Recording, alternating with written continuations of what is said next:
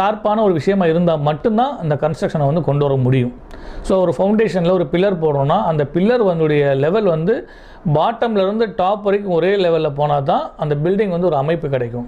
ஒரு டைல்ஸ் போடுறீங்கன்னா அந்த லெவல் இருக்கணும், ஒரு பிரிக் வால் பண்ணுறீங்கன்னா லெவல் இருக்கணும், பிளாஸ்டிங் பண்ணுறீங்கன்னா லெவல் இருக்கணும், இபி வயரிங் ஒரு சுவிட்ச் பாக்ஸ் வச்சா அது வந்து ஷேக் ஆகிருக்கக்கூடாது, ப்ளம்பிங் பைப் வச்சா இப்படி கொடுக்கணும், ஒரு வாட்டம் கொடுக்கணும், ஒரு ஷீட்டு போடணும். இப்படி எந்த விஷயத்தை எடுத்துட்டாலும் அதில் ஒரு ஷார்ப் அப்படிங்கிற ஒரு விஷயம் அதில் இருக்கணும். அதை பேஸ் பண்ணி தான் நம்ம வந்து ஒரு கன்ஸ்ட்ரக்ஷன் கம்பெனிக்கு, என்னுடைய கம்பெனிக்கு ஆர்க் மேட்ரிக்ஸ் அப்படிங்கிற ஒரு லோகோ வந்து அந்த நேம் ப்ளஸ் லோகோவை நான் அதில் கிரியேட் பண்ணியிருக்கிறோம். ஸோ இதுதான் வந்து கம்பெனி வந்து ஒரு ஹிஸ்ட்ரி. இதில் கன்ஸ்ட்ரக்ஷன் பார்த்தீங்கன்னா நிறைய கம்பெனிகள் கன்ஸ்ட்ரக்ஷன் இருக்குது. ஸோ நீங்கள் வந்து இதில் என்ன பண்ணுறீங்க அப்படின்னு பார்த்தீங்கன்னா, இப்போ நாங்கள் வந்து ஒரு கன்ஸ்ட்ரக்ஷன் பண்ணுறோம் அப்படின்னு சொன்னால் ஸ்டார்டிங்கில் வந்து ஒரு லேண்ட் இருக்குது, இதில் வந்து கன்ஸ்ட்ரக்ஷன் பண்ணால் உடனே வந்து ஒரு லேண்டோட அளவு கொடுங்க அப்படின்னு கேட்பாங்க.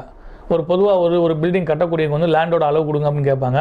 அவங்க என்ன சொல்லுவாங்க, ஒரு 60/80ங்க, இல்லைனா ஒரு 55/8/30